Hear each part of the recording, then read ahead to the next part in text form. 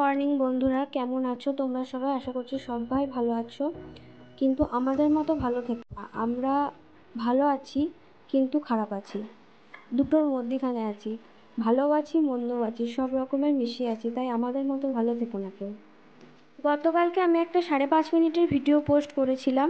সেই ভিডিওটায় ভিউজ দিয়েছে 5টা। 1 মিনিটের কোনো ভিডিও পোস্ট করলে সেই ভিডিওটায় ভিউজ দেয় 100টা। অনেকটা কষ্ট করেই আমি ভিডিওটা শ্যুট করেছিলাম, একবার ক্যামেরা অন করে, একবার অফ করে, একবার ঠিক হচ্ছে নাকি দেখে, আবার ঠিকঠাক সব কিছু আছে নাকি সম্পূর্ণ দেখে ক্যামেরা অন করে ভিডিও শ্যুট করা সত্যিই খুব কষ্ট। কারণ যারাই ভিডিও করে তারাই জানে যে ভিডিওটা শ্যুট করা কতটা কষ্ট, আর এরকম অবস্থায় ভিডিও শ্যুট করা তো আরও বেশি কষ্ট। তাও আমার ভিডিওর ভিউজ খুবই কম, খুবই কম, 5টা ভিউজ, 5.5 মিনিটের ভিডিওয় 5টা ভিউজ যথেষ্ট। আমার কাছে বন্ধু আছে 2,500, কিন্তু আমার ভিডিওর ভিউজ হচ্ছে 5টা। আমি যেদিন থেকে চ্যানেলটা চালু করেছিলাম সেদিন থেকে কন্টিনিউ যদি ভিডিও করতাম তাহলে হয়তো আমার চ্যানেলটা আরও গ্রো করতো। আমি যে মাঝে মাঝে ভিডিও করি, মাঝে মাঝে বন্ধ করে দিই, সেটাই হচ্ছে আমার সব থেকে বড় দোষ। এখন ভাবি যে কেন আমি ভিডিওটা করতে করতে বন্ধ করে দিই। যেমনই হোক তেমনই আমি তোমাদের সাথে ভিডিও শেয়ার করতে পারতাম, কিন্তু ইচ্ছাবশত বা কোনো কারণবশত ভিডিওটা আমি বন্ধ করে দিই। তার জন্য সম্পূর্ণ দোষটাই কিন্তু আমার ওখানে শাশুড়ি মাও বলতো যে তুই মাঝে মাঝে ভিডিও করিস, মাঝে মাঝে বন্ধ করে দিস। তারপরে আমার যারা চেনা মানুষ আছে তারাও বলে যে মাঝে মাঝে ভিডিও করিস, মাঝে মাঝে বন্ধ করে দিস, এর না করাই ভালো। তো আমি আবার ভিডিওটা শুরু করেছি। তোমরা দয়া করে আমার ভিডিওগুলো দেখো, লাইক, কমেন্ট, শেয়ার ও আমার এই ছোট চ্যানেলটিকে সাবস্ক্রাইব করে পাশে থেকো।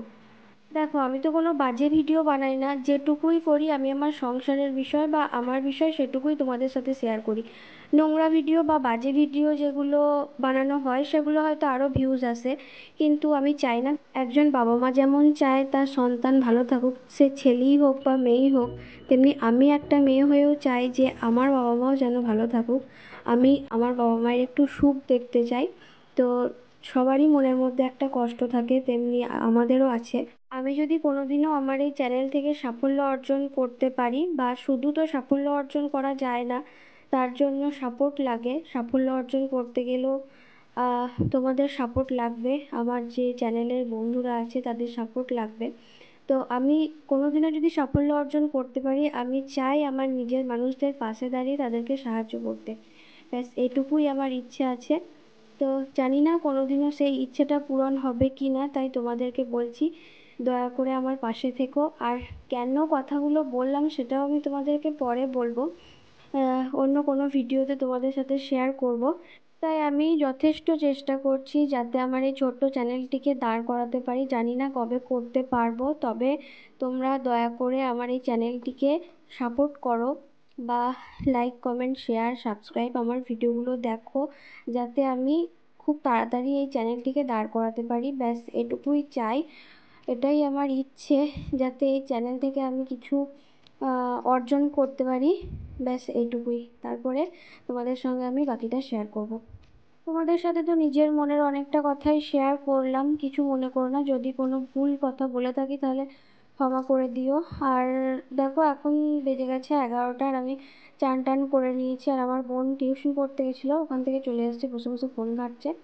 আর আমি এখন চুল টুল আঁচড়ে সিঁদুর টিঁদুর পরে নিচ্ছি, আর তারপরে ও বললো কিছু রিলস বানাবো।